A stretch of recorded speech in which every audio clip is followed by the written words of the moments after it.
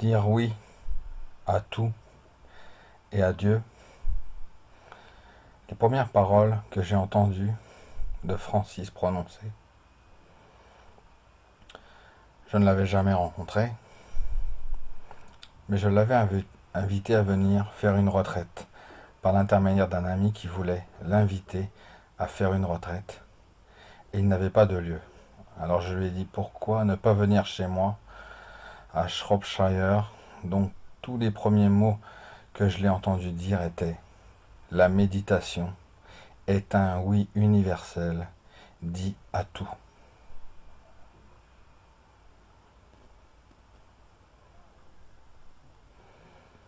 Je ne peux dire mieux.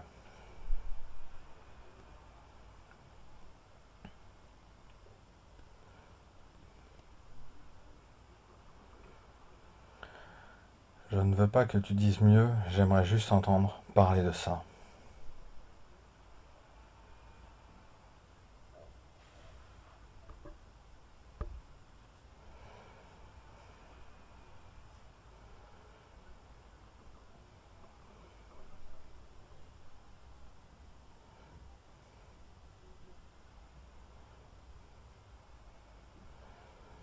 L'espace, l'espace conscient, dans lequel apparaît toute expérience, dit oui automatiquement à toute expérience. Autrement dit, ce oui à toute expérience n'est pas quelque chose que l'on fait avec nos pensées.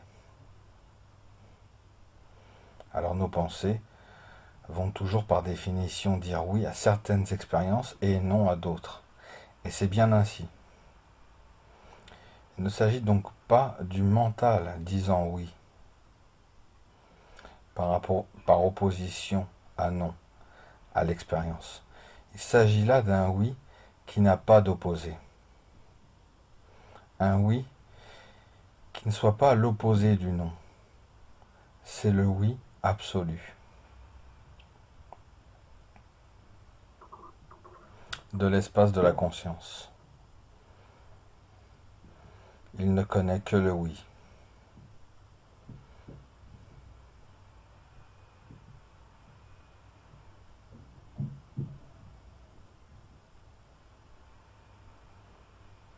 C'est l'acquiescement total à toute expérience. Et cet acquiescement n'est pas quelque chose que l'on doit faire. C'est ce que l'on est. C'est ce qui est.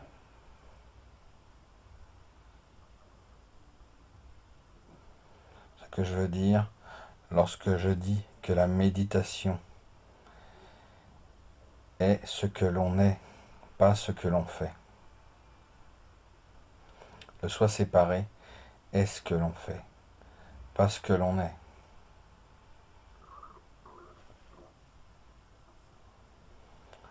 Je sens que c'est la même chose que l'amour, la même chose que la beauté. Ce oui qui est, cela a la même saveur.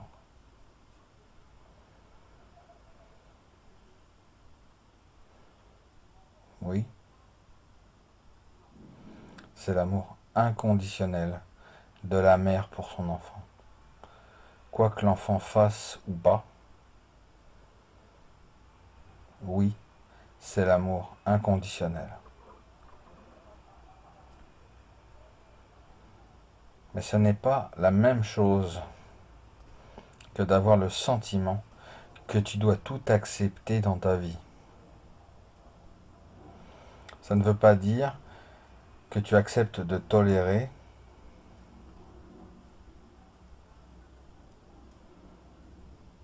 toutes les situations. Des situations abusives, par exemple. Il y a une place pour le non du mental dans le oui de la conscience.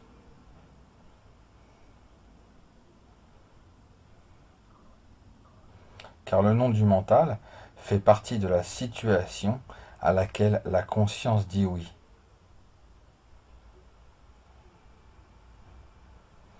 C'est important de comprendre cela, car il y a souvent des malentendus.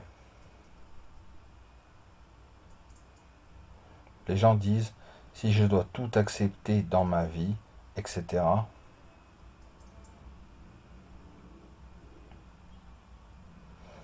Nous n'avons pas à tout accepter d'un point de vue relatif dans notre vie. Peut-être fort à propos nécessaire et approprié dans certaines situations de dire non. Ceci n'est pas acceptable. Ce comportement ou cette activité n'est pas une expression de l'amour ou de la compréhension.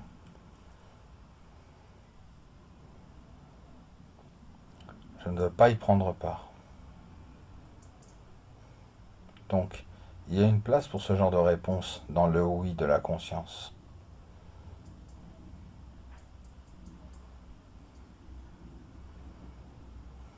Donc,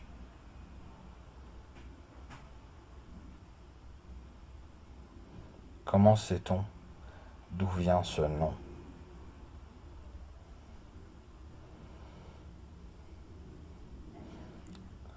Est-ce que ce non surgit au nom de l'amour et de la compréhension?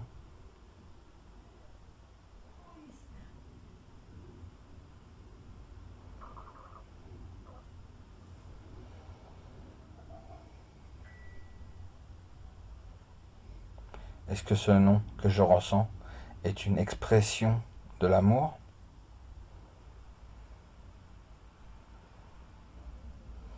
Est-ce qu'il représente mon amour et ma compréhension la plus profonde? Et si c'est le cas, alors je ne doute pas que ce non est le nom de l'amour.